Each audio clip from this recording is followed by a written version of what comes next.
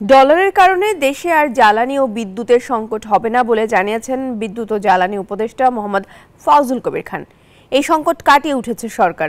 সচিবালয়ে সাংবাদিকদের তিনি বলেন, লোডশেডিং এর হাত থেকে এখন রেহাই পাবে মানুষ। এদিকে ব্যাংকিং খাতে সংস্কার সহ বাজেট সহায়তায় বিশ্বব্যাংক ঋণ দেবে বাংলাদেশকে। বিশ্বব্যাংকের প্রতিনিধিদের সাথে অর্থ উপদেষ্টার বৈঠকে এই সিদ্ধান্ত হয়েছে। দেশে এখন গ্যাসের মজুত ৮.৬৬ টিসিএফ, বছরে ১ টিসিএফ চাহিদা হিসেবে, যা গড়ে ৮ বছরের সমান। বিদ্যুৎ ও জ্বালানি মন্ত্রণালয়ের গ্যাসের মজুত পর্যালোচনা বৈঠকে এই তথ্য উঠে আসে। এই অবস্থায় শিল্প কারখানা ও বিদ্যুৎ উৎপাদন ঠিক রাখতে আমদানির পাশাপাশি দেশের গ্যাস অনুসন্ধান বাড়ানোর উদ্যোগ নেওয়া হয়েছে। এনজিওর কিস্তি প্রথমবার বিকাশ পেমেন্ট করলেই ২০ টাকা ইনস্ট্যান্ট ক্যাশব্যাক। সচিবালয় বিদ্যুৎ ও জ্বালানি উপদেষ্টা মোহাম্মদ ফাউজুল কবির জানান, শীতের আগেই কাটবে গ্যাস সংকট, লোডশেডিংও কাটিয়ে উঠেছে সরকার।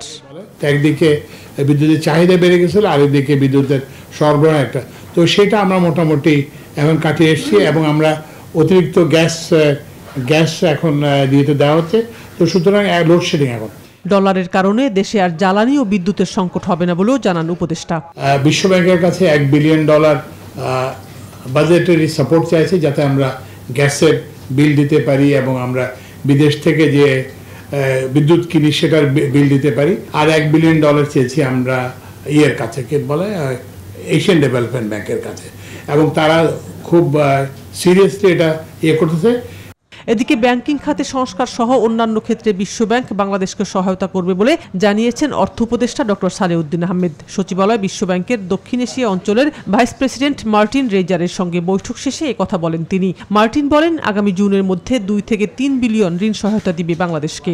বাজেট সাপোর্ট, তারপর আমাদের help in energy sector, even fertiliser import, food self sufficiency, এটা নিয়ে, তারপর পোস্ট ফ্লাড রিহ্যাবিলিটেশন, এটা নিয়ে কথা হয়েছে, এবং মোটামুটি কিন্তু কংক্রিটলি বলছি কি কি সহায়তা দেবে।